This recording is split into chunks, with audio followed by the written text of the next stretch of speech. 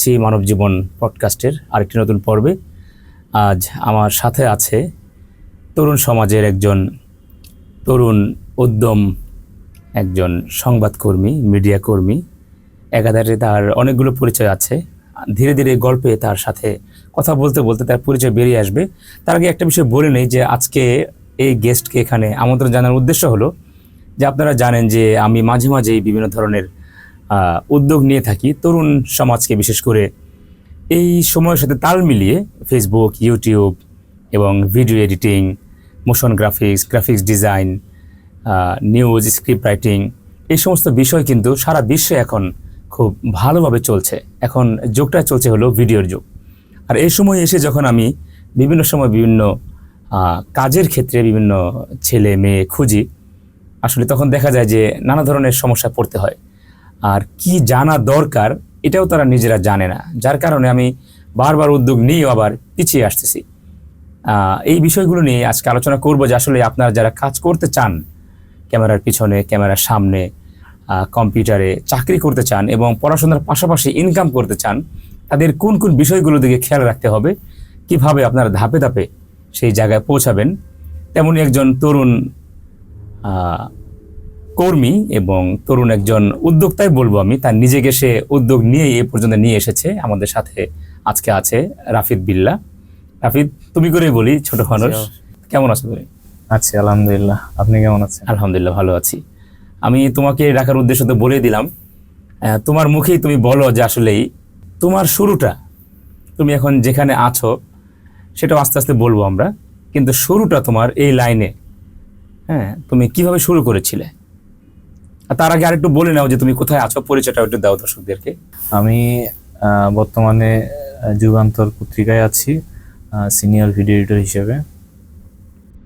তো মূলত আমার এই যাত্রাটা শুরু হয় basically video editing, graphics designing, animation, এগুলো বিষয়ে যাত্রাটা শুরু হওয়ার পিছনে আমি নিজেও জানতাম না যে আমার ক্যারিয়ার এইদিকে শুরু হবে বা এটা দিয়ে যে একটা ক্যারিয়ার হয়, এই বিষয়ে আমার কোনো ধারণা ছিল না। প্রায় এটা 2015-16 সালের দিকে। আচ্ছা, আমি তখন এসএসসি দিব এরকম। ওই সময় কি তুমি একটু একটু এদিকে তোমার ঝোঁক ছিল? হ্যাঁ, ঝোঁক ছিল বলতে আমরা তখন ইউটিউব সম্পর্কে আমার ইউটিউবের সাথে আমি পরিচয় হয় ওই সময়। আমার বাসায় আমার বড় ভাই কম্পিউটার কিনেছিল, তো তখন ফ্রি সময়ে ইউটিউব দেখতাম, বিভিন্ন ইউটিউবার দেখতাম যে তারা অনেক কিছু করতেছে, মিউজিক ভিডিও, নাটক, শর্ট ফিল্ম করতেছে। তো আমার ভিতরে একটা আগ্রহ জাগলো যে না, আমিও একটু অভিনয় করি, নাটক করি, শর্ট ফিল্ম করি। তো বন্ধু বান্ধবদের সবাইকে কনভিন্স করে আমরা একটা চ্যানেল দাঁড় করাইলাম। সবাই মিলে আমরা বিভিন্ন ছোট ছোট ভিডিও, ফানি ভিডিও, নাটক, শর্ট ফিল্ম, কয়েকটা মিউজিক ভিডিও করেছিলাম। তো এগুলো করার পরে এখন আমাদের সমস্যা হয়েছে যে আমরা কেউ এডিটিং বা ভিডিও এডিট কিভাবে করে, আচ্ছা, এই বিষয়ে আমাদের। তার মানে তোমরা ওগুলো শুটিং করেছো? হ্যাঁ, আমরা শুটিং করতাম, করে ফোন দিয়েই টুকটাক করতাম, বা ওই ক্যামেরা পজ করে ওই যখন শুটিং এর সময় আমরা এডিটটা ওখানে সেরে ফেলতাম, যে এটার পরে ক্যামেরা পজ করে আরেকটা শটে যাইতাম, ওখান থেকে শুরু করতাম, সবকিছু ম্যানুয়ালি করতাম। আচ্ছা আচ্ছা, এটা তো আরেকটা ক্রিয়েটিভিটি। তো এটা তখন যে এটা যে আলাদা যে কম্পিউটারে এডিট করতে হয় বিভিন্ন সফটওয়্যারের মাধ্যমে, এই জ্ঞানটাও ছিল না আমাদের ভিতরে। আমরা একবারে নতুন, সবকিছুই নিজে থেকে আমরা করছি, কারো কোনো গাইডলাইন্স বা কিছু নাই, বা কোনো অভিজ্ঞ ব্যক্তিদের সাথেও আমার পরিচয় ছিল না। আচ্ছা, আমরা ক্যামেরার মাধ্যমে করতেছি। এভাবে আস্তে আস্তে দিন যাচ্ছে, আগ্রহ বাড়তেছে যে ওরা কিভাবে ভালো ভিডিও তৈরি করতেছে, কিভাবে কোয়ালিটি মেনটেন করতেছে। আস্তে আস্তে তখন ভিডিও এডিটিং সফটওয়্যার সম্পর্কে ধারণা পাইলাম আমি। আমার বন্ধু বান্ধবদের মধ্যে আমি বেসিক্যালি এই টেকনিক্যাল বিষয়গুলো নিয়ে সবসময় ঘাটাঘাটি করতাম। আচ্ছা, তো ওদের ওরা কেউ আমাদের তখন তো কেউ আর্থিকভাবে সহযোগিতা করতো, বিভিন্ন আমরা টাকা পয়সা তুলতাম, তুলে একটা শুটিং করতাম, বা বিভিন্ন আমরা ক্লাসের ফাঁকে বা যেদিন সবার ছুটি, কোচিং টোচিং শেষ, তখন আমরা যাই একটা সময় বের করে সবাই মিলে শুট করতাম।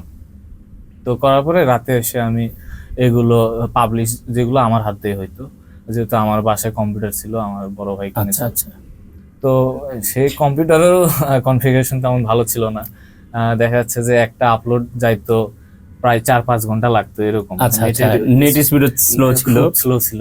এইভাবে আস্তে আস্তে যখন ভিডিও এডিটিং হচ্ছে একটা সফটওয়্যার সম্পর্কে ধারণা আসলো, তখন ওই বিষয়ে ঘাটাঘাটি শুরু করলাম ইউটিউবে।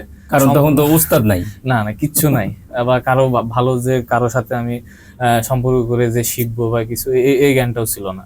সম্পূর্ণ নিজে, বা আমি যে এগুলো করতেছি আমার পরিবারের লোকজনও জানতো না তখন। আচ্ছা, জানলে যে পড়াশোনা বাদ দিয়ে এগুলো কি করতেছো, কারণ আমি নিজেই এই বিষয়ে আমার ধারণা নাই, আমি পরিবারকে কিভাবে বুঝাই কনভিন্স করবো। তো লুকে লুকে কাজ করতাম। ভাইয়া কম্পিউটারে পাসওয়ার্ড দিয়ে রাখতো যে পড়াশোনা হচ্ছে একটা হচ্ছে পড়াশোনা সে কম করতেছে, এগুলো বিষয়ে সে কম্পিউটার চালায়। আর বড়দের তো সবসময় ছোটদের প্রতি একটু খবরদারি রাখতে হয়। তো হচ্ছে ভাইয়া কম্পিউটারে পাসওয়ার্ড দিয়ে রাখতো, আমি কি করতাম বিভিন্ন ভাবে পাসওয়ার্ড গুলো করতে পারতাম, মানে ভেঙে ঢুকে যেতে। হ্যাঁ, ভেঙে না হলে অনেক পাসওয়ার্ড অনেকবার চেঞ্জ করতাম। তার মানে তো অনেক ট্যালেন্ট বলতে হবে। আমাকে আটকাইতে পারতো না, আমি যেভাবে হোক। ভাইয়া যখন দেখা যায় ভাইয়া তখন পড়াশোনা করতো, কলেজে যেত বা বাইরে কোনো কাজে গেছে, সেই ফাঁকে ফাঁকে আমি এই কাজগুলো করতাম। তো আস্তে আস্তে ভিডিও এডিটিং সম্পর্কে জ্ঞান আসলো, ওইটা নিয়ে তখন সব সময় ইউটিউবে দেখতাম যে কিভাবে এডিট করতেছে, কোন টুলস কিভাবে করে। তখন তুমি কোন সফটওয়্যার দিয়ে এগুলো করতে? প্রথমে শুরু হয়েছিল মোভাভি, একটা ভিডিও এডিটিং সফটওয়্যার ছিল মোভাভি। এরপরে আসলো ওন্ডারশেয়ার, ওইটা বর্তমানে ফিল্মোরা যেটা, ওন্ডারশেয়ার, ওইটা দিয়ে এডিট করতাম। এরপরে যখন দেখলাম যে না হচ্ছে বেস্ট সফটওয়্যার হলো প্রিমিয়ার প্রো, তখন প্রিমিয়ার প্রো নিয়ে কিছুদিন ঘাটাঘাটি করলাম, কিন্তু আমার যে পিসির কনফিগারেশন ছিল প্রিমিয়ার প্রো দিয়ে আমি কাজ করতে পারতাম। আচ্ছা, তো বেসিক্যালি যখন আমি ওইগুলো ইউটিউব ভিডিও কাজ করতাম, আমি ফিল্মোরা দিয়ে করতাম। আর প্রিমিয়ার প্রো এগুলো আমার ধারণা ছিল, যে টুলস গুলো সম্পর্কে ধারণা ছিল, কিন্তু কাজ করতে পারতাম না। আচ্ছা, পিসি হ্যাং করতো বা বন্ধ হয়ে যেত পিসি। আমার ফিল্মোরা দিয়ে কাজ করতে একটা এক্সপোর্ট দিতাম, সারা রাত এক্সপোর্ট হইতো, সকালে ওইটা ভিডিওটা দেখতাম যে কি হয়েছে। মানে 8-10 ঘন্টা লাগতো এরকম এক্সপোর্ট হইতো শুধু ফিল্মোরাতেই। আচ্ছা, অথচ এটা কয় মিনিটের ভিডিও? 2 মিনিট 5 মিনিট এরকম। 2 মিনিট 5 মিনিটের ভিডিও 8-10 ঘন্টা এক্সপোর্ট হতো। তার মানে এখন কিন্তু আমরা যে কম্পিউটারগুলো ব্যবহার করি গ্রাফিক্স কার্ড সহ, 2 মিনিটের ভিডিও 2 মিনিটই লাগে, 12 কম লাগে। এখন তো আমরা 5 সেকেন্ড 10 সেকেন্ডে এক্সপোর্ট হয়ে যায়। হ্যাঁ, এখন হচ্ছে বেসিক্যালি কিছুদিন আগে একটা পিসি কিনেছিলাম, তো ওইটাতে এরকম এখন 5 সেকেন্ড 10 সেকেন্ডে আমার এক্সপোর্ট হয়ে যায় 2-3 মিনিটের ভিডিও। হ্যাঁ, এরকম। তো সেই সময় এরকম কষ্ট করে আস্তে আস্তে সবকিছু ইউটিউব থেকে দেখা, যে কিভাবে কি কোনো কিছু আটকায় গেলে ইউটিউবে আমি সার্চ করতাম। এরকম করতে করতে ইউটিউবে যে কিওয়ার্ড রিসার্চ এই সম্পর্কে একটা ধারণা চলে আসলো, যে কি কি দিয়ে সার্চ দিলে কোন জিনিসটা পাবো, এই জিনিসটা একটা আমার ভিতরে চলে আসলো। তো সহজে আমি কোনো কিছু শিখতে হইলে ওইভাবে সার্চ দিয়ে আমি ভিডিওগুলো বের করতে পারতাম, এবং ওই সময় ভিডিওগুলো পাইতাম, যে যেটা শিখতে যাচ্ছি বা জানতে যাচ্ছি এই সম্পর্কে এই রিলেটেড ভিডিওগুলো পাইতাম। তখন কি তোমার মাথায় এই ধরনের কোনো চিন্তা আসতো যে আমার এখান থেকে ইনকাম করতে হবে? না, তখনও আসতো না। তখন তুমি ওই যে শিখতে হবে ওর মধ্যে আছো। তখন শিখতে হবে। ওই সময় আমার অনেকগুলো মানে অফারও আসছিল কাজের, যে আমার এই কাজটা করে দাও, বিনিময়ে টাকা দিব, এরকম কিছু। কিন্তু আমি এগুলো অ্যাভয়েড করে চলতাম, আমার খুব বিরক্ত লাগতো। এরকম যে সে টাকা দিবে, আমার রেডি, আমাকে খুঁজে বের করতো, ফোন দিয়ে আমাকে পাইতো না। দেখা যায় যে একটা কাজ 2-3 সপ্তাহ ধরে আমাকে খুঁজতেছে, আমি ফোন ধরি না, ফোন অফ করে রাখি, পালিয়ে পালিয়ে বেড়াইতাম। এরকম আমাকে ধরে ধরে অনেক কাজ করাই নিছে, যে তার প্রয়োজন, কিন্তু আমার ভালো লাগে না, আমি একটু অন্যমনস্ক থাকতাম। তুমি চাচ্ছ যে আরো শিখবো, আর শিখার মধ্যে শিখবো, আমি এদিকে সময় দিতাম। আমার হচ্ছে সহপাঠী যারা ছিল সবাই মাঠে খেলাধুলা করতো, আমি এদিক দিয়ে একটু খেলাধুলা কম পারতাম, আমি সবসময় কম্পিউটারে সময় দিতাম। আচ্ছা, এরকম। তো সেই সময় এই ভিডিও এডিটিং, তারপরে আমার হচ্ছে গ্রাফিক্সের লোগো বানাইতে হবে, এরপরে আমার বিভিন্ন থাম্বনেল বানাইতে হবে, ভিডিওর মধ্যে একটু কিছু গ্রাফিক্স টেক্সট দিব বা কিছু ডিজাইন দিব, এগুলোর জন্য তখন আস্তে আস্তে ফটোশপের কাজটা শিখে ফেললাম। তখন CS6 এইটা চালাইতাম ওই পিসিতে, ফটোশপের কাজগুলো করলাম। তখন ফটোশপে একাই বিভিন্ন ডিজাইন করতাম ইচ্ছা মতো, আমার নাম দিয়ে, কারোর নাম দিয়ে, ইচ্ছা মতো, মানে শুধু টাইম পাস যা বলে। আচ্ছা, শুধু শিখতাম, এক্সপেরিমেন্ট যেটা বলে, এরকম দেখাচ্ছে একটা লোগো, এটা বিভিন্ন ইফেক্ট দিয়ে আরো সুন্দর কিভাবে করা যায়। দেখাচ্ছে একটা দাগ দিলাম, এই দাগটা দিয়ে আরেকটা কিছু বানানো যায়, এরকম এরকম আস্তে আস্তে এক্সপেরিমেন্ট করতে করতে দেখা যায় যে ফটোশপ সম্পর্কে মোটামুটি ধারণা চলে আসলো।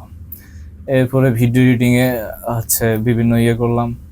এরপরে সেই সময় আমার ভাইয়া তখন ফ্রিল্যান্সিং একটা আইটি হচ্ছে প্রতিষ্ঠান, সেইখানে ভাইয়া কাজ শিখলো।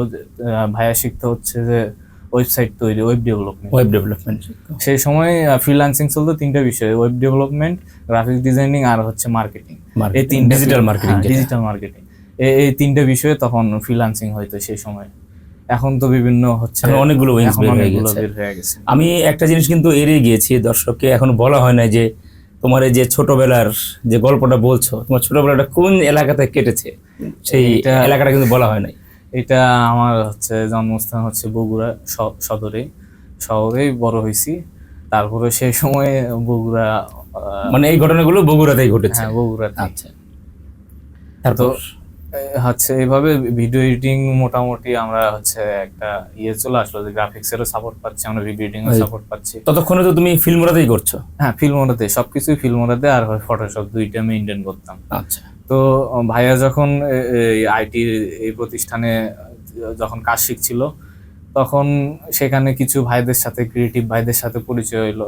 ওনারা বিভিন্ন বিষয়ে আমাকে হেল্প করতো, আমার ভিতরে এরকম আগ্রহ দেখে বিভিন্ন বিষয়ে আমাকে পরামর্শ দিত, সাজেস্ট করতো। তো একটা বিষয় সেই সময় আমি বুঝতাম না যে আমরা ভিডিওতে বিভিন্ন ইন্ট্রো ইউজ করি, প্রোমো ইউজ করি। আমি ভাবতাম যে এই জিনিসটা হয়তো ইউটিউবে কোথাও সেটিংস করতে হয়। আচ্ছা আচ্ছা, এটা সেটিং করে অ্যাড করে দিলে যে কোনো ভিডিওর শুরুতে ওই ইন্ট্রোটা চলে আসে।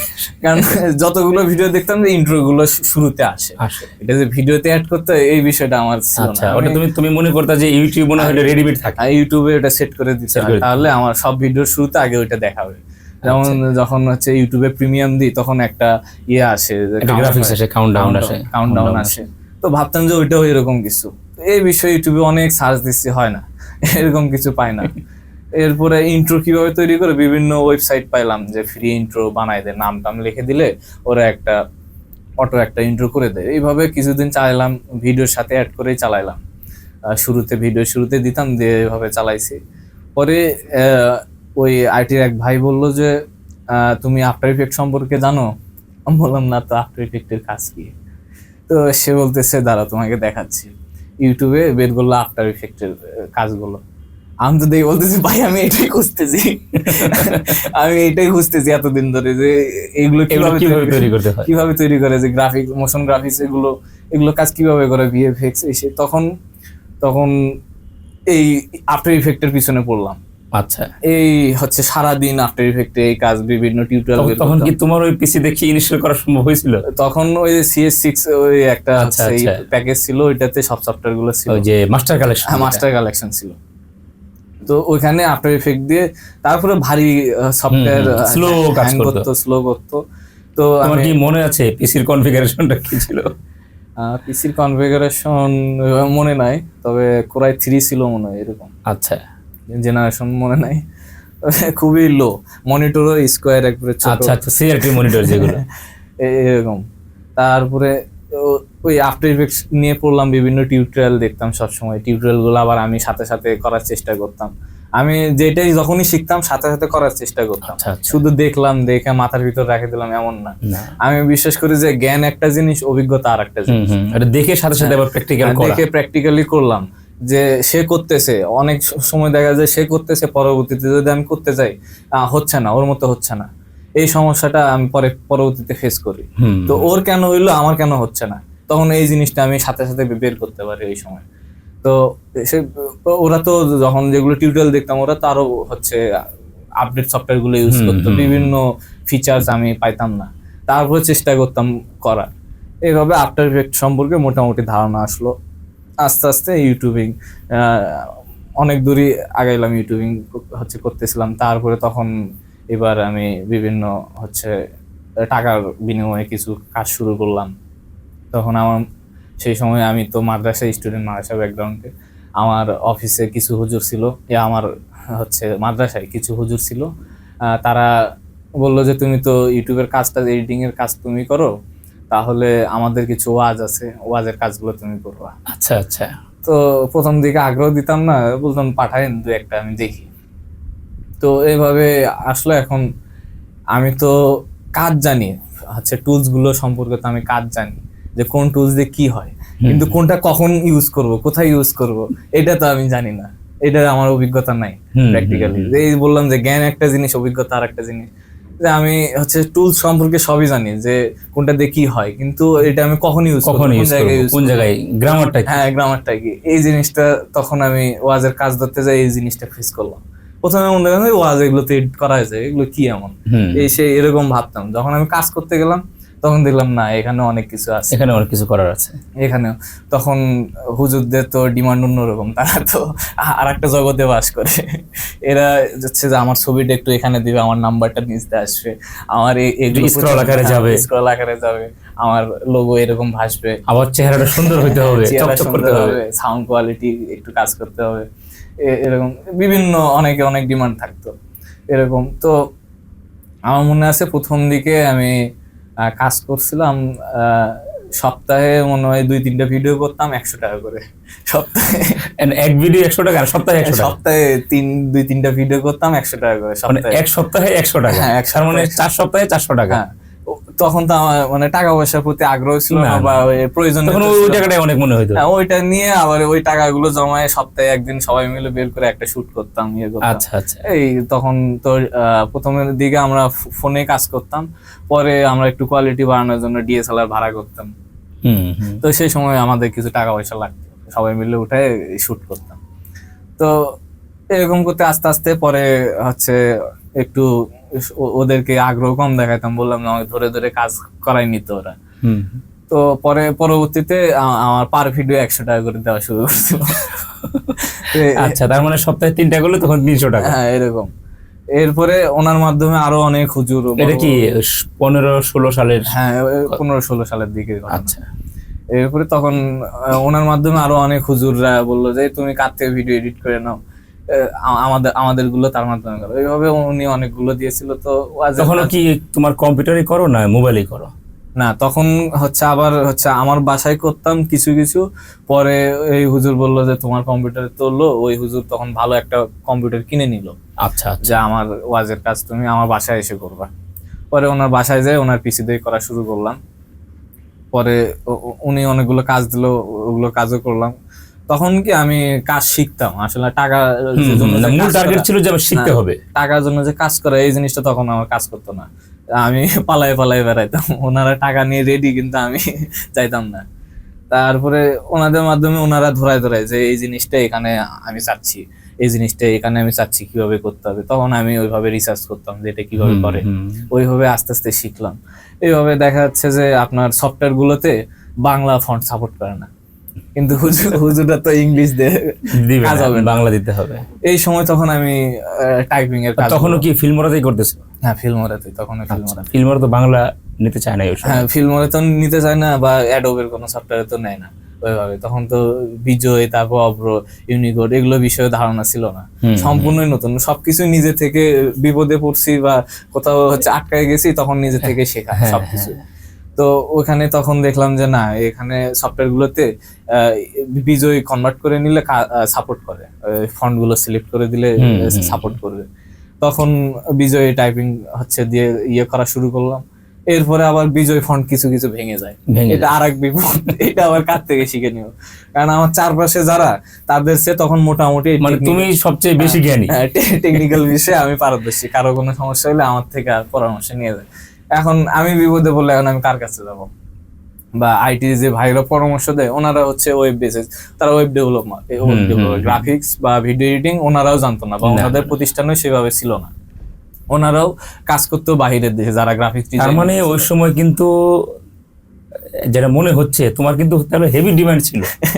অবশ্যই, হ্যাঁ, কারণ আশেপাশে আর কেউ নাই এই কাজ করার মতো। হ্যাঁ কেউ নাই। ওখানে যারা গ্রাফিক্স এর কাজ করতো, গ্রাফিক্স ডিজাইনার, তারা বাইরে বায়ারদের ইংলিশে কাজ করতো, বাংলা ফন্টে, আর তারা এই কাজে হাত দিবে না, কাজ নেই। তো এইভাবে আস্তে আস্তে শেখা, বিভিন্ন যতবার আটকাইছি তখন রিসার্চ করে এই জিনিসগুলো বের করছি। তো সেই সময় আগ্রহটা ছিল দেখে কাজগুলো করতে পারছি, বা হচ্ছে একটা যে ফোকাস ছিল আচ্ছা, এগুলো। আর সেই সময়ও অ্যান্ড্রয়েড ছিল, কিন্তু আমি এগুলো থেকে দূরে ছিলাম। আমি দেখা যাচ্ছে ফোনের কাজ যা কিছু সবকিছু আমি কম্পিউটারের মাধ্যমে করার চেষ্টা করতাম। আচ্ছা, যে আমি তখন বাটন ফোন ইউজ করতাম, কিন্তু দেখা যাচ্ছে ফোনের কোনো কাজ আছে বা কিছু আছে সেগুলো আমি কম্পিউটারের মাধ্যমে কিভাবে করে এই চেষ্টা করতাম। আচ্ছা। এখন সেই সময় থেকে তোমার সাথে যারা পড়াশোনা করতো, তোমার সাথে যারা ওই যে ইউটিউবিং যারা করতো, তাদের মধ্যে তোমার এই পেশাতে কে কে আছে তুমি ছাড়া? তাদের ভিতরে আমার এই পেশাতে দুই একজন আছে, তাদেরকেও মানে আমি পরবর্তীতে একটা পর্যায়ে আসার পরে তাদেরকে বিভিন্ন আচ্ছা আচ্ছা, তুমি ইনফ্লুয়েন্স করে তাদেরকে নিয়ে এসেছো। হ্যাঁ। আর বাকিরা কি অন্য অন্য পেশায় চলে গেছে? অন্যান্য পেশায় কেউ কেউ আছে, অন্যান্য পেশায় আছে, অনেকে এখনো বেকার আছে। আচ্ছা। অনেকে কিন্তু যারা এই টেকনিক্যাল নলেজ গুলোই যারা আগ্রহ দেখিয়েছে, শিখেছে, তারা মনে হয় কেউ বেকার নাই। না না, এরা কেউ বেকার না। আমি কিন্তু শুরুতে এই বিষয়টি আসলে এই পয়েন্টটি আলোচনা করার জন্য বলেছিলাম এবং ধরে দিতে চেয়েছিলাম। দেখুন, এই টেকনিক্যাল নলেজটা বর্তমান সময় এমন একটা নলেজ যে এটা যারা শিখবে, যারা করবে, তারা যদি ঘরে শুয়েও থাকে তাদের ইনকাম হবে, তারা কেউ বেকার থাকবে না ইনশাল্লাহ। এই যে আমরা কিন্তু কথা আসলে সেটা বেরিয়ে আসলো, কাজ খুঁজে খুঁজে আপনাকে বের করবে, কাজের জন্য আপনাকে খুঁজতে হবে না, বিষয়টা তাই। এরপর তোমার ঢাকায় আসা, তারপর আস্তে আস্তে তোমার এখন যে পজিশনে তুমি আছো, আমি কত ইনকাম করে জিজ্ঞেস করবো না, হ্যাঁ এটা হয়তো হাইড রাখবো আমরা, কিন্তু একটা ভালো অবস্থানে আছো তো আলহামদুলিল্লাহ। তোমার সমানে যারা আছে আমি তো মনে করি তাদের যে ভালো অবস্থানে আছো। অবশ্যই। আচ্ছা, তারপর বলো তুমি আস্তে আস্তে ঢাকায় কিভাবে আসলে, প্রিমিয়ারে কিভাবে পাড়া দিলে? তো সেখানে আমি কাজ করলাম, পরে এগুলোর কাজে যখন আমি ইনভলভ হইলাম, তখন আমার ইউটিউবিং ভিডিও ওই দিক থেকে আগ্রহ কমে গেল। আমি দেখলাম যে না, এদিকে করে আসলে ফিউচার নাই। আমি সেই সময় এই জ্ঞানটা আমার ভিতরে চলে আসলো। তো প্রথমে তো আমার আগ্রহ ছিল খুব যে আমি মিডিয়া জগতে কাজ করবো, নাটক করবো, ক্যামেরার সামনে কাজ করবো, অভিনয় করব, করব। তো পরে আস্তে আস্তে আমার ভিতরে আসলো যে না, এদিকে না করে আমি এদিকে সময় দিই, এদিকে দিলে আমার প্রোডাক্টিভ কাজ আমি করতে পারবো। তো আস্তে আস্তে ওয়াজের কাজ করলাম, এরপরে বিভিন্ন বড় বড় প্রজেক্ট সেই সময় করেছিলাম। আস্তে আস্তে কাজ আসলো।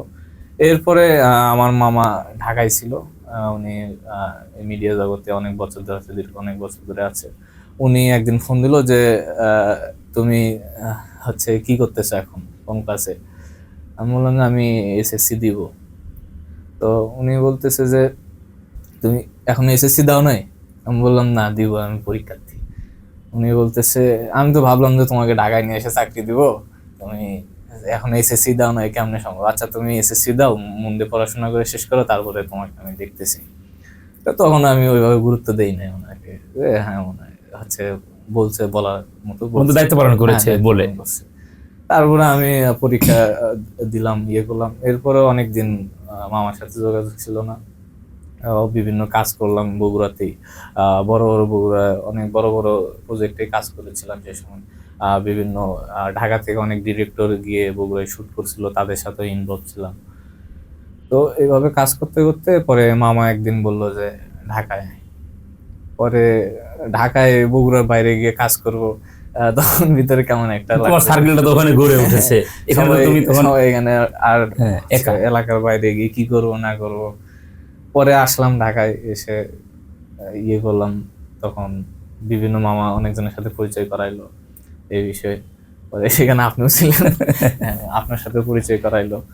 তো প্রিমিয়ারের কাজটা ধরা বেসিক্যালি আপনার মাধ্যমেই শুরু, মানে এইটা দিয়ে যে কাজ করতে হবে এটা আপনার মাধ্যমে আমার শুরু। তো প্রিমিয়ারের বেসিক ধারণা ছিল, যার কারণে আমার শুরুটা সহজ হয়েছিল। তো আস্তে আস্তে তখন প্রিমিয়ার বেসিক হয়ে গেলাম, সব কাজগুলো প্রিমিয়ার প্রোতে করার চেষ্টা করলাম। তো প্রিমিয়ার প্রোতে এসে আবার কিছু আমার সমস্যা ছিল যে ফিল্মোরাতে সবকিছু অটো ছিল, ওখানে হচ্ছে দেখাচ্ছে ইফেক্ট, ট্রানজাকশন সবকিছু রেডি থাকে, মানে আমি 50% কাজ করলে বাকি 50% সে নিজে থেকে করে দেয়, ক্লিক করে করলে হয়ে যেত। কিন্তু প্রিমিয়ার প্রোতে দেখলাম যে প্রতিটা সেকেন্ড আমার নিজের তৈরি করতে হয়। একটা ট্রানজাকশন দিব, ট্রানজাকশনটা আমার তৈরি করে দিতে হবে, একটা কিছু নিয়ে আসবো, সবকিছু বাইরে থেকে নিয়ে এসে অ্যাড করতে হবে। এটা শুধু জাস্ট সাজানো পাজলের মতো, সাজায় কাজ, টুলস গুলো দেয়া আছে, সব নিজের বানাইতে হবে, নিজের করে নিতে। আমি এখানে একটু বলি, দর্শকের সাথে শেয়ার করি যে রাফিদের যেহেতু বললোই, আমি ভাবছিলাম যে হয়তো সে এড়িয়ে যাবে। হ্যাঁ, সেই 2020 সালের কথা, করোনার শেষ পর্যায়ে, আগস্ট, হ্যাঁ এরকমই হবে, আগস্ট সেপ্টেম্বরের দিকে। তখন রাফিদের যে মামা, আমার বন্ধু মানুষ, সে বলল যে আমার ভাগ্নে আছে দুইটা, আরেকজন ছিল জুয়েল, হ্যাঁ, যে ওদেরকে নিয়ে হচ্ছে মামির ভাগনা, হ্যাঁ মানে ওটা হলো মামির পক্ষের, ভাবির পক্ষের ভাগিনা। বললো যে দুজনকে নিয়ে আপনি একটু কাজটা একটু শিখিয়ে দেন, টাকা পয়সা কিছু দেওয়া লাগবে না, ওরা শুধু ওদেরকে কাজ করান, কাজ শেখান, হ্যাঁ, আপনার শিষ্য বানান, এইভাবে দিয়ে দিল। তাই বললাম যে ঠিক আছে। আমি এটা বলার উদ্দেশ্য হলো যে কতটুকু মানে ডেডিকেশন থাকলে পরে একজন মানুষ তার নিজেকে গড়তে পারে। রাফিদ সেই সময় রামপুরা বাসা ছিল, রামপুরা থেকে বাড়িধারা ডিএসএসে আসতো নিজের পকেটে টাকা খরচ করে, হ্যাঁ, সে আসতো, খাইতো, কাজ করতো, অনেক কঠিন কঠিন কাজ, একদম রানিং অফিসে কাজগুলো সে করতো এবং সে নিজের দিকে শিখেছে। আমি শিখাইছি এটা বলবো না, কারণ হলো তার সবসময় শেখার নতুন নতুন চেষ্টা ছিল এবং সে আগে থেকে তো কাজ করে এসেছে। প্রিমিয়ারটা, হ্যাঁ, যেটা বললো যে ফিল্মরাতে অনেক কিছু দেওয়া থাকতো, প্রিমিয়ারে হলো সব সম্পূর্ণ নিজের মাথা খাটি খাটি করতে হয়। আর এটাই মূলত আসলেই ক্রিয়েটিভিটি। একটা জিনিস রেডি আছে, আমি সেটা খেয়ে ফেলবো, সেটা তো না। সব মশলা একত্র করা আছে, আপনি রান্না করে খান, এক একজনের রান্নার স্বাদ এক এক রকম হবে, শুধুমাত্র মশলার কারণে এবং যার যার ক্রিয়েটিভিটির কারণে। অর্থাৎ বাবুর্চির আসল গুণাগুণটা এই প্রিমিয়ার আসলে দেয়, আসলে পাওয়া যায়। ফিল্মরা তো আসলে একটা মানে প্রাইমারি সফটওয়্যার।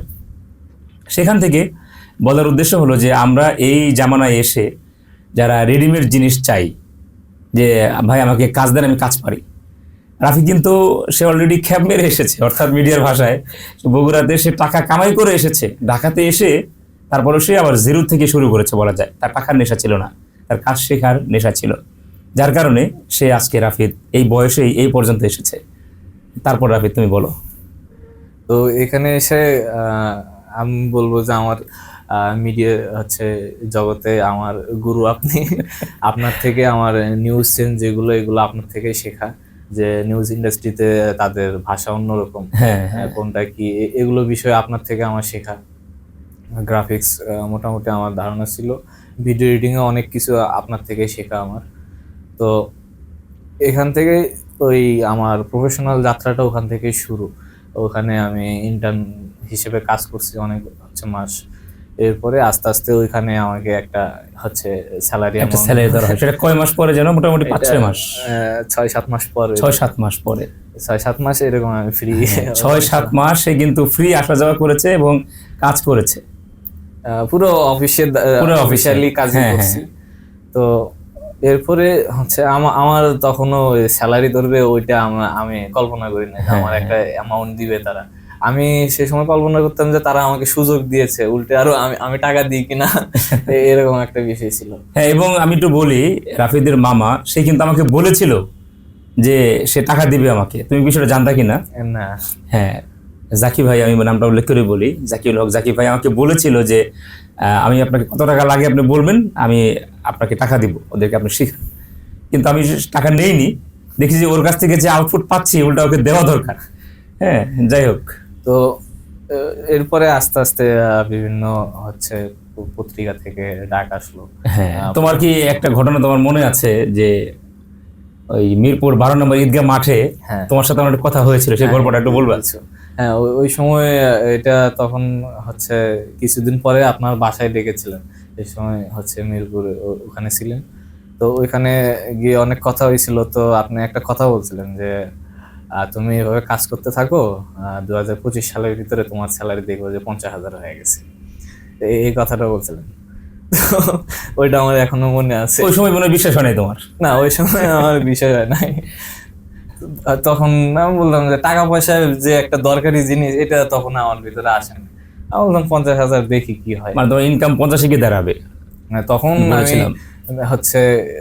এত যে ইনকাম এই লাইনে আমার মাথায় ওইটা ছিল না যে সম্ভব এটা। কিন্তু আমি এটা বলার উদ্দেশ্য হলো কি, সবার মাঝে আসলে তোমার মাঝে যা আছে ওটা সবার মাঝে নাই। আমার কনফিডেন্স ছিল যে তুমি সেটা পারবা, ইনশাল্লাহ সেটা হয়েছে। তো আরো বেশি হয়েছে, চাওয়ার চেয়ে বেশি পাইছি, আলহামদুলিল্লাহ। তো এরপর থেকে বিভিন্ন পত্রিকায় ডাক আসলো, আমার সংবাদে ছিলাম, দিনে ছিলাম। টেলিভিশন থেকে কিন্তু তোমার ডাক এসেছে, তুমি সেখানে বলছো যে তুমি যাবে না। হ্যাঁ, আমার তো এখন বলতে গেলে প্রায় প্রতিদিনই আমার বিভিন্ন হাউস থেকে অফার আসে, আমি রিজেক্ট করতে আমার দিন। ওর টেলিভিশনে চাকরি করার শখ নাই, সেটা এই জন্য সে টেলিভিশনে যায় না। আমি নিজেও বলেছিলাম যে কয়েকটা টেলিভিশনে যাবে কিনা। আপনি আমাকে না হলেও 10-15টা অফার দিয়েছিলেন, আমি কোথাও ইয়ে করে নাই। আজকেও কয়েকটা বড় বড় হাউস থেকে, পত্রিকা হাউস থেকে ফোন দিয়েছিল, বা কিছুদিন আগে একটা টিভি চ্যানেল থেকেও ডেকেছিল। তো অনেক সময় মুখে বলে দেই যে না, আমি এখন চেঞ্জ করার সিদ্ধান্ত নেই নাই, বা অনেক সময় গিয়ে কথাবার্তা বলি যে না, আমি এখনো ইয়ে করবো না। তো এখন হচ্ছে বেশিরভাগ রিজেক্ট করতে দিন যাও, প্রতিদিন 1-2টা অফার আসে।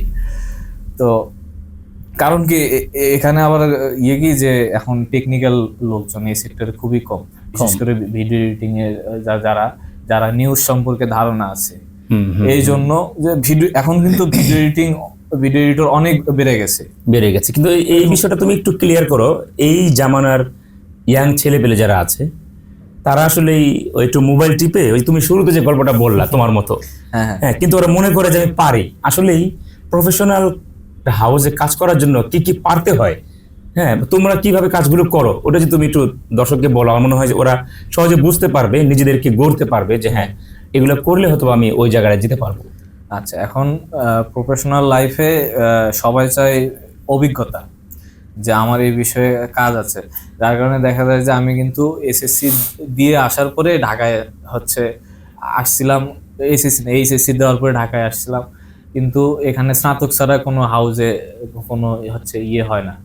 তো এখানে আমার যখন তারা কাজ দেখলো, অভিজ্ঞতা আছে আমার, তখন তারা একটা আমাকে সুযোগ দিল যে না, এই কাজ জানে, তার এডুকেশন। হ্যাঁ, অনেক সার্কুলারে কিন্তু লেখা থাকে মানে স্নাতক চায়, কিন্তু আবার অভিজ্ঞতা থাকলে পরে শিক্ষাগত যোগ্যতা শিথিলযোগ্য।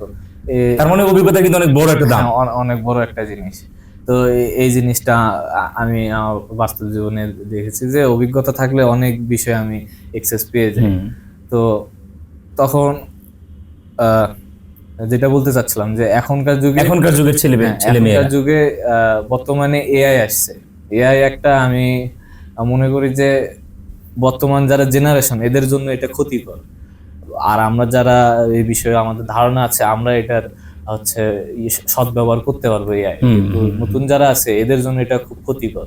কারণ কি এখন দেখা যায় যে ছেলে যারা আছে এই জেনারেশনে, তাদের ভিতরে শর্ট টার্ম কাজগুলো এরা ইয়ে করে বেশি। এরা দেখা যায় কিভাবে শর্টকাটে এই কাজটা করা যায়, কিন্তু এটা যে শর্টকাটে যে আমি করলাম, কিন্তু এই জিনিসটা কেন হইলো, এই জিনিসটা তারা বুঝতে পারে না। কিন্তু আমার সেই সময়ে কিন্তু ছিল যে এই জিনিসটা কেন হইলো, এই জিনিসটা আগে আমি শিখে নিই। এবং এআই আমাকে সঠিক জিনিস দিল না ভুল জিনিস দিল, সেটা বোঝারও তো যোগ্যতা লাগবে। হ্যাঁ, তো এআই এখন আমরা দেখা যাচ্ছে আমাদের কাজের দ্রুত কাজ করার জন্য বা কাজের সহযোগিতার জন্য আমরা এআই ইউজ করব। আমরা বুঝতে পারবো যে না, এই জিনিসটা পারফেক্ট হয়েছে, এআই আমাকে পারফেক্ট ভাবে দিছে। কিন্তু এখন যারা আছে তারা দেখা যাচ্ছে যে সেই জিনিসটা বুঝবে না, দেখা যাচ্ছে যে শর্টকাটে একটা জিনিস বানাই ফেললো, এটা ইয়ে করে ফেললো, কিন্তু এটা যে পারফেক্ট হয় না, বা এটা গ্রামার কি। আমি যদি একটু উদাহরণ দেই, যারা বিমানের পাইলট, এরোপ্লেন চালায়, হ্যাঁ, এখন আমাকে যদি একটা শর্টকাট 10 দিনের ট্রেনিং দেওয়া হয় ককপিটে বসিয়ে, যে এটা দিলে উপরে উঠে, এটা দিলে নিচে নামে, এটা দিলে ডানা যায় বামে যায়, হয়তো আমি দেখা গেছে 3 দিনের মধ্যে আমি সেটা করে ফেলতে পারবো। কিন্তু একজন পাইলট হওয়ার জন্য যে তার কত বছর পড়াশোনা করে পর্যন্ত আসতে হয়, তার যে এক্সপিরিয়েন্সটা, সে চাইলে যেরকম হবে, দুর্ঘটনা কোথায় হতে পারে, রাডারটা কিভাবে চলবে, সে যে বুঝবে, আমি সেটা বুঝবো কিনা, বিষয়টা তো এরকমই অনেক। এটাই, এই বিষয়গুলো মূলত অভিজ্ঞতা দরকার, যে আমি কোন জিনিসটা শুরু করতে হবে। একটা জিনিস কল্পনা করলাম যে না, আমি এই বিষয়ে অনেক রিসার্চ করছি, অনেক মিটিং করছি, এই করছি সেই করছি, এটাতে কোনো আসলে লাভ হয় না, ফলাফল কিছু আসে না, জিরো। কিন্তু যখন আমি কাজটা শুরু করব, তখন থেকে সে এই জিনিসটার ফলাফল পাওয়া শুরু করবে। যে যখন শুরু করলো, একটা জায়গায় বাধা পাইলো, সেই জিনিসটা কিভাবে ওভারকাম করবে, কিভাবে শিখবে, এই জিনিসগুলো। তো এখন যারা আছে, আমি বলবো যে সোশ্যাল মিডিয়াকে ফুল অ্যাভয়েড করে চলতে হবে। যেমন সেই সময় আমি ফোন অ্যাভয়েড করে চলতাম, আমি বাটন ফোন ইউজ করতাম কথা বলার জন্য, আর যত কাজ আছে আমি কম্পিউটারে করতাম। সোশ্যাল মিডিয়া, এটা কিন্তু একটা পয়েন্ট আসলে বর্তমানে যারা কাজ শিখতে চান, করতে চান, এটা কিন্তু অনেক বড় একটা পয়েন্ট। দেখেন, খুব অল্প বয়সে কিন্তু রাফিদ এই পর্যন্ত এসেছে, হ্যাঁ, কিভাবে এসেছে, এটা কিন্তু আসলে অনেক গুরুত্বপূর্ণ একটা বিষয়। তারপর তো এখন হচ্ছে যারা আছে এরা দেখা যাচ্ছে সোশ্যাল মিডিয়ায় আসক্ত, ফোনে আসক্ত, অ্যান্ড্রয়েড যেটা। আমি এই প্রযুক্তিকে এখনো আমার খুব ভয় লাগে। আমি যতক্ষণ অফিসিয়াল কাজের জন্য আমার অ্যান্ড্রয়েড ইউজ করতে হয়, এর বাইরে আমি একটা বাটন ফোন রাখছি, আমি বাটন ফোনে কথাবার্তা বলি, অ্যান্ড্রয়েড কম ইউজ করি। বা হচ্ছে আমি যখন অফিসে বাইরে থাকি, আমি দেখা যায় যে নেটওয়ার্কের বাইরে থাকার চেষ্টা করি, আমাকে অনলাইনে পাওয়া যাবে না। এটা তো আমি জানতাম না, এটা আমি এখনো মেনটেন করে চলি যে আসলে প্রযুক্তি এটা আমার সময় নষ্ট করে ফেলাই, আমার ক্রিয়েটিভিটি নষ্ট করে ফেলতেছে। এটা একটু হইলো আমার প্রতি ইফেক্ট করতেছে, তারপরে আমি যতটুকু অ্যাভয়েড করার চেষ্টা করি। তো মানুষের বা এখনকার যারা জেনারেশন আছে এদেরকে সর্বোচ্চ চেষ্টা করতে হবে যে সোশ্যাল মিডিয়া বা অ্যান্ড্রয়েড থেকে দূরে থাকার জন্য। আর যদি থাকতেই হয় সেটা যেন হয় আমার জীবনকে গড়ার জন্য, ক্যারিয়ারকে গড়ার জন্য, ভালো কিছু শেখার জন্য। তো এখন শুধু আমি যে এই লাইনে সফলতা এখন তো পৌঁছায়নি, মানে একটা জায়গায় এসেছি। তো আমার মতো আমাকে ফলো করতে হবে এরকম না, বিভিন্ন কাজ আছে। প্রত্যেকটা যে কাজই করবে ডেডিকেশন নিয়ে কাজ করতে হবে, আগ্রহ দিয়ে কাজ করতে হবে, একটা ফোকাস রাখতে হবে। এই জিনিসটা সেটা যে কোনো কাজই হইতে পারে। দেখা যায় যে আমি ভিডিও এডিটিং করছি, কেউ ওয়েব ডেভেলপমেন্টে, কেউ দেখা যাচ্ছে ডিজিটাল মার্কেটিং, কেউ অ্যানিমেশন, কেউ গ্রাফিক্স ডিজাইন, এগুলো টেকনিক্যাল বিষয়ের বাইরে অন্যান্য যেগুলো কাজ আছে এগুলোতে তারা ওইভাবে সময় দিলে একটা পাবে। আমি আমার বাস্তব জীবনে আমি একটা জিনিস বুঝতে পারছি যে পরিশ্রম কখনো বৃথা যায় না, বা পরিশ্রম কখনো বেইমানি করে না। রাইট। এই জিনিসটা আমি আমার বাস্তব জীবন থেকে আমি এটা বুঝতে পারছি। কারণ আমি তখন যে পরিশ্রম গুলো করেছিলাম এটা পাওয়ার জন্য করি নাই, কিন্তু আমি জানতেও না যে এটা হবে, আমি এটা কল্পনাও করিনি, কিন্তু আমি পাইছি। সেই সময় ওই কাজগুলো করার কারণে কিন্তু এটা পাইছি। যদি না করতাম এখন পাইতাম না। যেমন সেই সময় আমার যারা সহপাঠী ছিল, আমার বন্ধু বান্ধব ছিল, তারা অনেকে দেখা যাচ্ছে যে এখনো বেকার আছে। অনেকে আমাকে বলে যে একটা চাকরির ব্যবস্থা করতে বা কিছু একটা করতে। তো তাদেরকে আমি একটাই কথা বলি যে কাজ শেখো, পরিশ্রম, সময় দাও, তুমি ফলাফল একাই পাবা, আমার মাধ্যমে।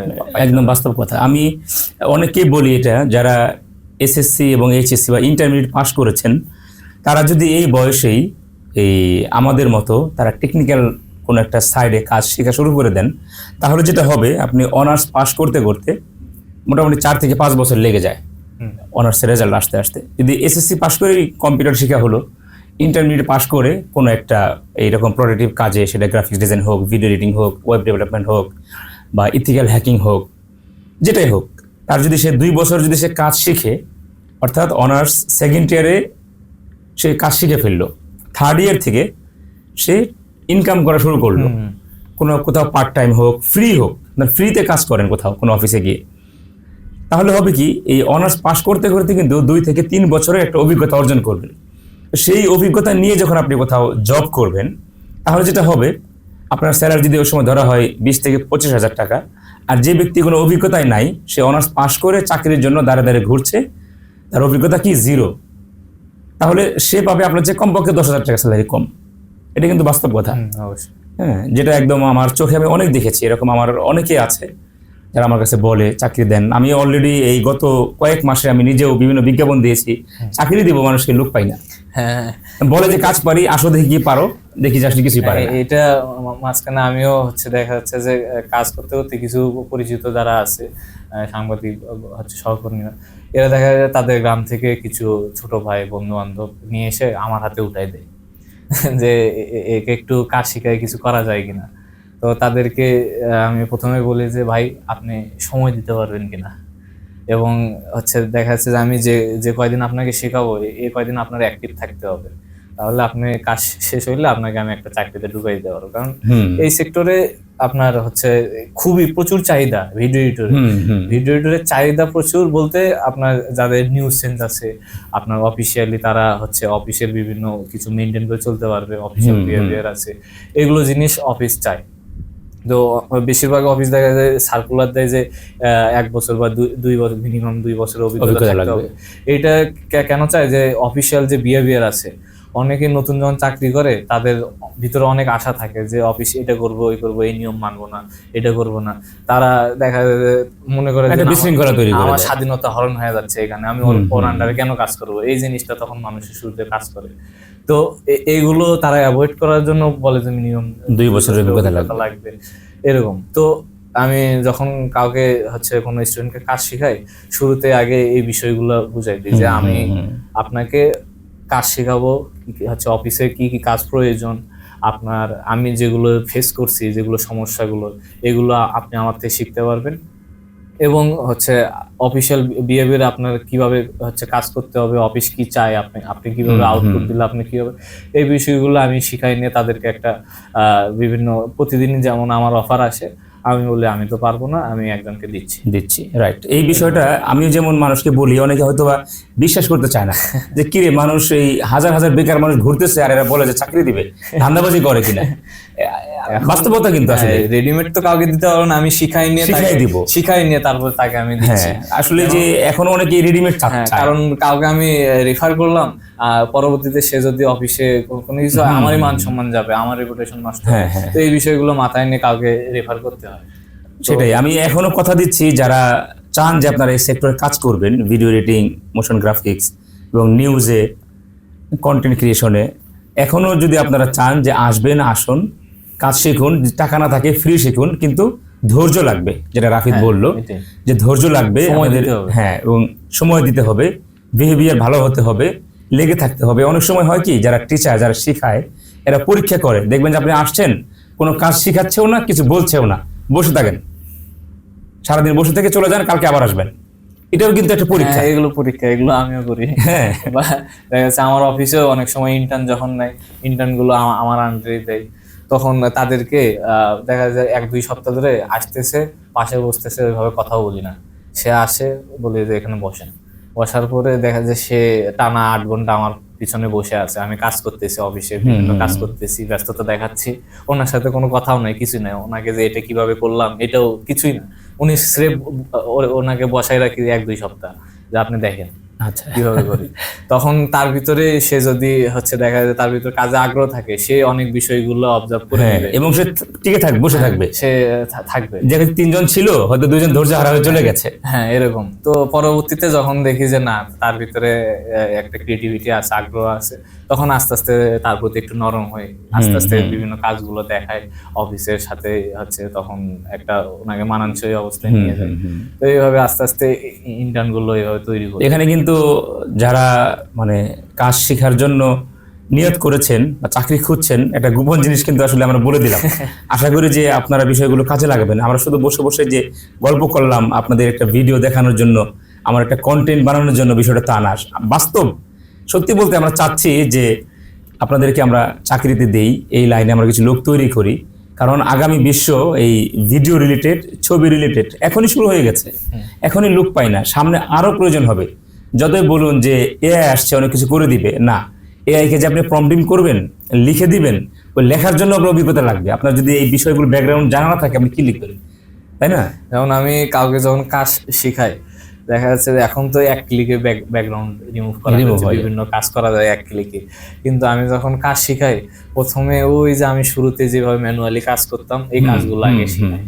শেখানোর পরে একটা পর্যায়ে যখন ওনাকে দেখা যাচ্ছে আমি কাজ করাচ্ছি, যে আপনি কি শিখলেন দেখান, কারণ কাজ করতে করতে যখন উনি দেখা যায় কাজ স্লো হচ্ছে, আটকায় যাচ্ছে, তখন আমি বলি যে এটার জন্য একটা সহযোগী সাইট আছে বা একটা সফটওয়্যার আছে, এটা কাজ করতে পারে।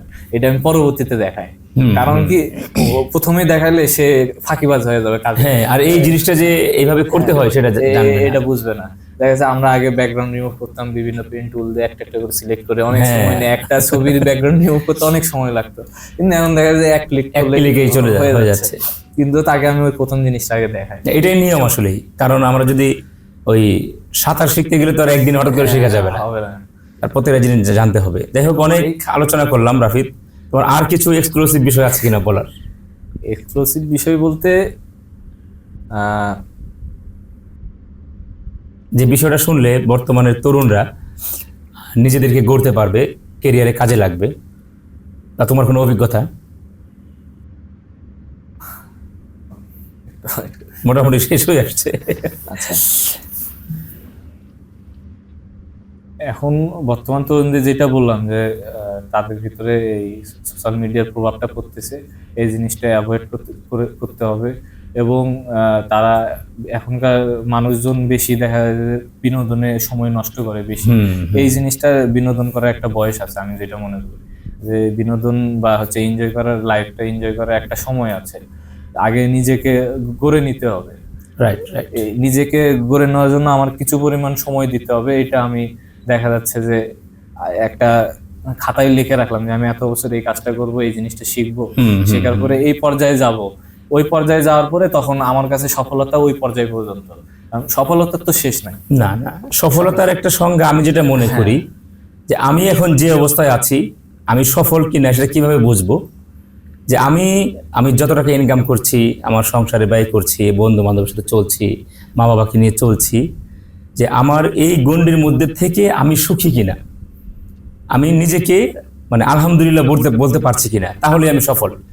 আর যার যত মানে 10টা গাড়ি আছে, 10টা বাড়ি আছে, এরপরে তো আরো 20টা লাগবে, হ্যাঁ আমি 10টা দেশ ভ্রমণ করেছি, আরো 20টা ভ্রমণ করতে হবে, যার মধ্যে এই যে সুক্রিয়া নাই, আমার তো কিছু নাই, আমার তো কিছু হলো না, সে কিন্তু সফল না।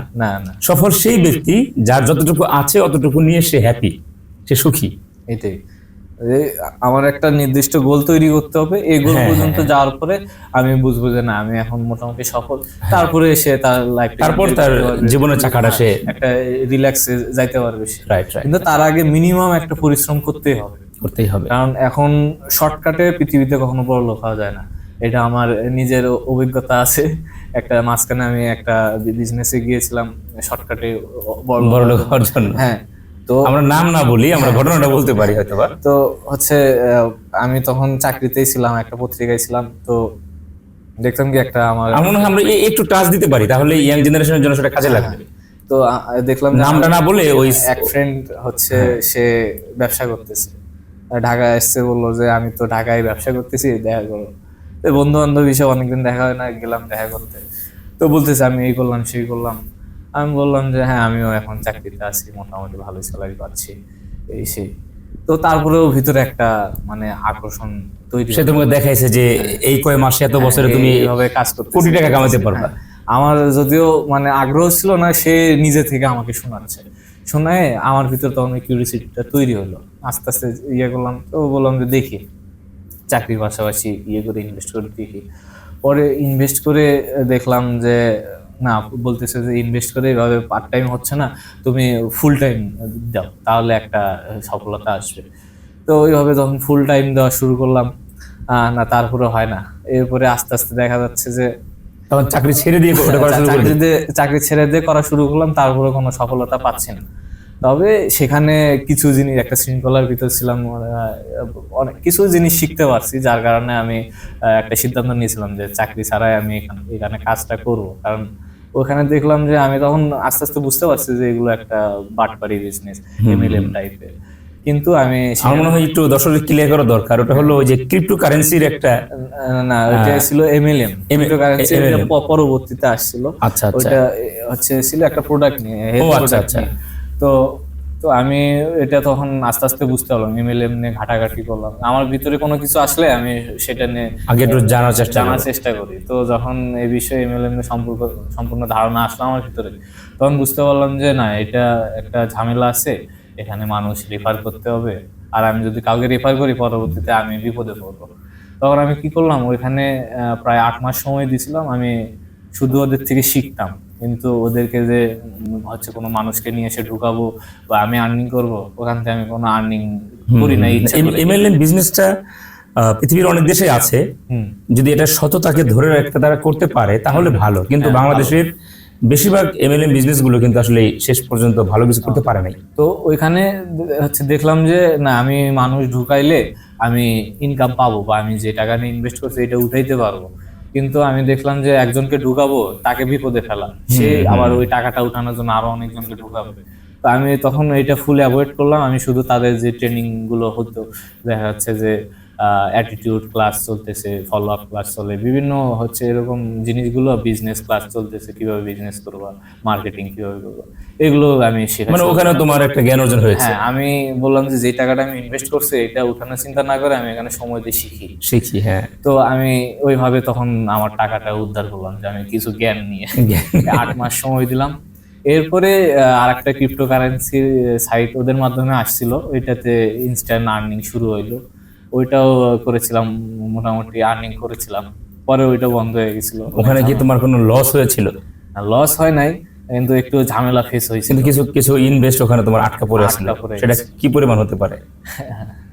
ওইটা না বলি, তবে আছে বিগ অ্যামাউন্ট আছে। এটাও কিন্তু একটা অভিজ্ঞতা। আর সাকসেসের পিছনে প্রত্যেকটা মানুষের যদি লস না থাকে তার জীবনে সাকসেস হয় না। এটাই কারণ এই বাধাগুলো যখন তুমি পেরিয়ে উঠে একটা জায়গায় তুমি যেতে পারবে, যে জীবনে কখনো লস করে নাই তাহলে সে সাকসেস হতে পারবে না। সে হতে পারবে না। আমার ব্যবসা করতে গিয়ে যেটা বুঝলাম যে লস খাইতে হবে, লস না খাইলে সে ব্যবসা দাঁড় হবে না। এটা বুঝলাম। তো আমি নতুন যে বিষয়ে আমার আগ্রহ থাকে ওইখানে আমি আগে শুরু করি। যেটা বললাম যে শুরু করাটাই আপনার সফলতার প্রথম ধাপ। আমি যেটাই হোক আমি ওইটা আগে শুরু করি, শুরু করার পর ওটার গভীরতা বুঝি যে এটা আসলে কি হবে না হবে, শেষ পর্যায়ে কি হইতে পারে, এগুলো চিন্তা ভাবনা কইরা তখন ওই বিষয়টা সম্পর্কে মোটামুটি একটা অভিজ্ঞতা চলে আসে আমার ভিতরে। তখন যদি এটা ফিউচার ভালো আছে তো কন্টিনিউ করতে থাকি, যখন দেখি না এটা ফিউচার বেশি ভালো হবে তখন ওটা ওখানেই স্টপ করে দিই। এই জিনিসটা খুব বড় একটা বিষয় যে বিশেষ করে ক্রিপ্টোকারেন্সি যেটা, ওইটা আমি দেখা যাচ্ছিল আমার লাইফ ফুল শেষ হয়ে যাইতে পারতো ওইখানে, বড় একটা বিপদে পড়েছিলাম। কিন্তু এটা কখন কোথায় অফ করতে হবে এই জিনিসটা আমার মাথায় কাজ করছিল দেখে আমি এখনো সম্মানের সহিত চলাফেরা করতে পারি। তো এগুলো যে হচ্ছে মানে ওর পিছনেও কিন্তু তোমার কিছু এই টেকনিক্যাল জ্ঞানগুলো কাজে লেগেছে। হ্যাঁ, এগুলো কাজে লাগছে। তো আমি যেটা এখনকার জেনারেশনে যেটা বলবো যে এখনকার জেনারেশন বলতে আমিও তো এই জেনারেশনেরই, কিন্তু আমার চলাফেরা ছিল আমাদের আগের জেনারেশন যারা ছিল তাদের সাথে সবসময় ওঠা বসা করতাম, আমার সহপাঠীদের সাথে কম চলাফেরা করতাম। আমি দেখতাম যে আমার সহপাঠীদের সাথে সময় দিয়ে আমার কোনো প্রোডাক্টিভ সময় পাচ্ছি না। এইখানে আমি একটু থামাই তোমাকে, একটা গুরুত্বপূর্ণ কথা। আমি যখন এরকম মানে 9-10-এ পড়ি তখন আমার এক টিচার সে বলতো যে তোমার ক্লাসমেট যারা আছে এরা তো তোমার বন্ধু এমনিতে আছে, তুমি এদের সাথে সময় বেশি না দিয়ে যারা তোমার চেয়ে 2-3 ক্লাস উপরে পড়ে তুমি এদের সাথে চলাফেরা করবা, ওরা কি করে, কি পড়াশোনা করে, হ্যাঁ কোথায় যায়, ওদের সাথে ওঠা বসা করবা, ওদের সাথে মিশবা, আড্ডা দিবা, হ্যাঁ, এবং ওদের বই পুস্তক ধার নিয়ে তুমি পড়বা। এই কথাটা আসলে বাস্তবে এই জন্য নয় যে আমার সাথে যারা আছে ওদের নলেজ আমার নলেজ সেম, ওদের কাছ থেকে আমি কি শিখবো, আমি যা পারি ওরা তাই পারে। যখন আমার চেয়ে 1-2 ক্লাস উপরের বা আমার চেয়ে বয়সও একটু বড়দের সাথে মিশবো, তারা কিন্তু আমার চেয়ে বেশি জানে। যে জিনিসটা তুমি করতে, এটা কিন্তু আমি জানি না তোমাকে কেউ বুদ্ধি দিয়েছিল কিনা, না নিজে থেকেই করেছো? নিজে থেকে আমার যখন যেটা ভালো লাগছে, কারণ আমি আমার পরিবারও আমাকে কন্ট্রোল করতে পারতো না বা ইয়ে করতাম। বললাম যে আমার বেশিরভাগ কাজগুলো আমার লাইফে অনেক অনেক রিস্ক নিয়েছি, আমি অনেক বড় বড় কাজ করেছি, কিন্তু আমার ফ্যামিলি এখন পর্যন্ত জানে না। দেখা যাচ্ছে যে কাজটা করার পরে আমি সফলতা পাইছি তখন আমি পরিবারকে জানাইতাম যে আমি এই কাজটা করছিলাম, এই বেনিফিট হয়েছে। আর যেগুলো যে দেখা যাচ্ছে যে লস খাইছি বা একটা, ওটা জানা হয় নাই, ওইটা আজ পর্যন্ত আর জানাই নাই। আমি এরকম পলিসি মেনটেন করতাম তাদের সাথে। আচ্ছা, যার কারণে তারা একটা জিনিস বুঝতো যে তারা আমাকে একটা কথা বলছে, আমি ঠিক আছে ঠিক আছে, মানে আমি কখনো বলতাম না যে করবো না বা ঠিক হচ্ছে এটা আমি করবোই, এরকম না। যে যে কথাই বলে ঠিক আছে আমি করব। এরপরে আমি নিজের চিন্তা হচ্ছে করতাম যে এটা করবো কি করবো না, যদি আমার মনে হয় ডিসিশনটা তোমার ছিল করতে হবে তাহলে করবো, এরকম। এবং আমি ডিসিশন একটা কোনো কিছু আমার লাইফে প্ল্যানিং মোতাবেক হয় না যে আমি প্ল্যান করছি এইভাবে ওইভাবে পৌঁছাইছি, এমন না। আমার প্রত্যেকটা ডিসিশনে ছিল ইনস্ট্যান্ট, যে এখন এটা করবো, ওইটাই করছি। একটা জায়গায় গেছি, এখন কি করব, এটা করি, এটাই করব। একটা যে প্ল্যান নিয়ে করা এরকম কখনো না। এখন তো প্ল্যান নিয়ে করো, এখন তো প্ল্যান নিয়ে করতে হবে। সেই সময়টার কথা বলি যখন উঠতি বয়স, তখন যেটা ভালো লাগতো ওইটাই করতাম। তবে সবসময় ডিসিশন নেওয়ার আগে একটা জিনিস চিন্তা করতাম যে এর শেষ পর্যায়টা কি হতে পারে, এই জিনিসটা আমার মাথায় সবসময় কাজ করতো। আমি এখনো যদি আমাকে কেউ বলে যে চলো এক জায়গায় যাই, আমি বলবো যে কোথায় যাচ্ছ, ওখানে গেলে আমি সেফ থাকবো কিনা বা আমার কোনো সমস্যা হবে কিনা, এটা জিনিস আগে আমি কনফার্ম হয়নি এখন পর্যন্ত। যে কোনো কাজ করতে গেলে আমি আগে দেখি আমার সিকিউরিটি হচ্ছে ঠিক এই আছে জিনিসটা কিনা। কিন্তু অনেকের মাঝে নেই, এটা কিন্তু অনেক ভালো। এই জিনিসটা আমি এখনো মেনটেন করেছিল। তো তখনও হুটহাট সিদ্ধান্ত করলেও তখনই আমি আবার চিন্তা করতাম যে এই সিদ্ধান্ত নিলে কি হইতে পারে। তো এইভাবে এগিয়েছি। তো হচ্ছে আশা করি আমার কোনো সিদ্ধান্তে আজ পর্যন্ত আমি আফসোস করি নাই যে এই সিদ্ধান্তটা আমার ভুল ছিল, এখন পর্যন্ত এরকম হয় না। যাক আলহামদুলিল্লাহ, তোমার প্রতি আল্লাহর রহমত ছিল, এখনো আছে। এটা আমি অবশ্যই এটা আমি ফিল করি যে আমার প্রতি আল্লাহর একটা রহমত আছে। কারণ অনেক জিনিস আছে কি যে অনেকে বলে যে ভাগ্য লাগে, লাক লাগে, আসলে কিছু কিছু বিষয় আছে যে আল্লাহর রহমত লাগে অবশ্যই। আমি যতই জানি, আমি যতই পারদর্শী হই, কিন্তু শেষ পর্যায়টা ওভারকাম করা এটা আল্লাহর রহমত ছাড়া সম্ভব না। এটা অনেক গুরুত্বপূর্ণ কথা, আল্লাহর রহমত ছাড়া আসলে কিছুই সম্ভব না। প্রত্যেকটা কাজে এই যে ভাগ্য যেটা বলি, এটা ভাগ্যটা কে দেয়? এটা তো আল্লাহর রহমত। ভাগ্য বলতে কিছু বিশ্বাস করি না যে অর্ধেক তার পরিশ্রম, অর্ধেক আল্লাহর রহমত। এবং আল্লাহ কিন্তু কোরআনে বলেছে যে আমি, অনেকে বলে যে ভাগ্যে লেখা ছিল এই জন্য হয়েছে, বিষয়টা তা না। আল্লাহ কিন্তু বলেছে যে ভাগ্য চেষ্টার মাধ্যমে পরিবর্তন সম্ভব। আল্লাহ বলেছে যে আমি কোনো জাতির বা কোনো ব্যক্তির ভাগ্য পরিবর্তন করি না যতক্ষণ সে চেষ্টা যদি না করে। তার মানে চেষ্টা করলে আল্লাহ ভাগ্য পরিবর্তন করে দেয়। তা না হলে পৃথিবীটা যে যেভাবে আসছে দুনিয়াতে ওইভাবে থাকতো। তুমি যদি চেষ্টা করো, একটা লক্ষ্য উদ্দেশ্য টার্গেট রেখে যে আমি এটা করব, আল্লাহ দেখে যে আসলে ওর করার চেষ্টা আছে কিনা। আমি যদি 2 কদম আগে, আল্লাহ আমাকে আরেকটু ঠেলা দিয়ে সামনে দিয়ে দিবে, সহযোগিতা করবে। যেমন আমি একটা গল্প বলি আমার হচ্ছে বাস্তব জীবনে, যে আমার প্রতি আল্লাহর কতটা রহমত আছে। আল্লাহ কখনো আমাকে বড় কোনো বিপদে কখনো এখন পর্যন্ত ফেলাই নেই। বড় কোনো বিপদে আমি পড়ে গেছি, হ্যাঁ বড় বিপদে পড়ছিলাম অবশ্যই, যে বললাম যে কিছুক্ষণ আগে যে আমি আমার লাইফ শেষ হয়ে যেত। তারপরে ওইটা আমি বড় বিপদ মনে করতেছি না, কারণ আমি যখন ওটা স্টপ করছি তখনই আমি একটা আমার মনের ভিতর ছিল যে আমি এখন এই কাজটা করলে হয়তো আমি সেফ থাকবো। তো সেই কাজটা করছে, এই জন্য আমি বড় বিপদ মনে করতেছি না, যদিও ওটা অনেক বড় বিপদ ছিল। অনেক কথা হলো রাফিদ, সময় দিয়েছো ওই জন্য তোমাকে অনেক ধন্যবাদ। তোমার জীবন আরো সফলতা পাক। আপনাকে অনেক ধন্যবাদ। দর্শক আপনাদেরকে ধন্যবাদ, ভালো থাকবেন। আর যদি কেউ মনে করেন যে এই ভিডিও দেখে আপনাদের কাজ শেখা দরকার, তাহলে আমাদের সাথে যোগাযোগ করবেন। আসসালামু আলাইকুম।